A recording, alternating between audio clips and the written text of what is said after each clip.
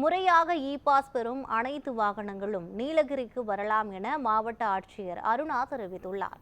இதுகுறித்து அவர் அளித்த பேட்டியை சூப்பர் பைட்ஸ் பகுதியில் பார்க்கலாம். இ பாஸ் முறையை பற்றி நம்ம honourable high court has given a direction. Nilgiri மாவட்டத்துக்கும் கொடைக்கானலுக்கும் இ பாஸ் அவசியம் அப்படின்றதும் 7ஆம் தேதியிலேருந்து நடைமுறைக்கு வரணும் அப்படின்றது ஒரு ஆர்டராக இருக்குது. ஸோ அந்த டைரக்ஷன்ஸ் ஒபே பண்ணி we have done software along with TNEG அவங்களோட இணைஞ்சு ஒரு சாஃப்ட்வேர் ஒன்று ரெடி பண்ணியிருக்கோம்.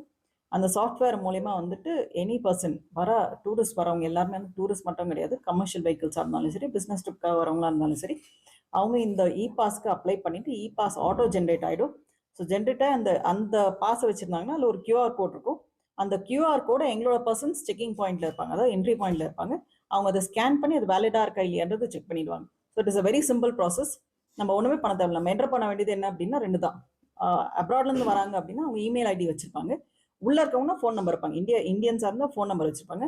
அந்த ஃபோன் நம்பர் வழியாக தே ஹேவ் டு அப்ளை பண்ணிட்டு பேசிக் டீட்டெயில்ஸ் லைக் நேம், அவங்க எந்த அட்ரஸ்லேருந்து வராங்க, எந்த ஊர்லேருந்து வராங்க, தமிழ்நாட்டுக்குள்ளேருந்து வராங்களா இல்லை வெளி மாநிலத்துலேருந்து வராங்களா, வெளி மாவட்டத்துலேருந்து வராங்களா அப்படின்னு அப்ளை பண்ணணும். ப்ளஸ் வெளிநாடுலேருந்து வராங்களா அப்படின்ட்டு they have to type in. Mostly எல்லாமே நம்ம ட்ராப் டவுன் மெனு மாதிரி இருக்காங்க, கிளிக் பண்ணி அவங்களுக்கு தெரிஞ்சுக்கிற மாதிரி தான் இருக்குது. ஸோ அது பண்ணிட்டாங்க அப்படின்னா ப்ளஸ் என்னையிலேருந்து என்னைக்கு வரைக்கும் அவங்க ஊட்டியில் இருக்க போகிறாங்க, எந்த இடத்துல தங்க போகிறாங்க, அந்த டீட்டெயில்ஸும் கொடுத்துருவாங்க. வண்டி என்ன மாதிரி வண்டி, காரா பஸ்ஸா வேனா, அது பெட்ரோலா டீசலா அப்படின்ற மேக்கும் எடுக்கும்.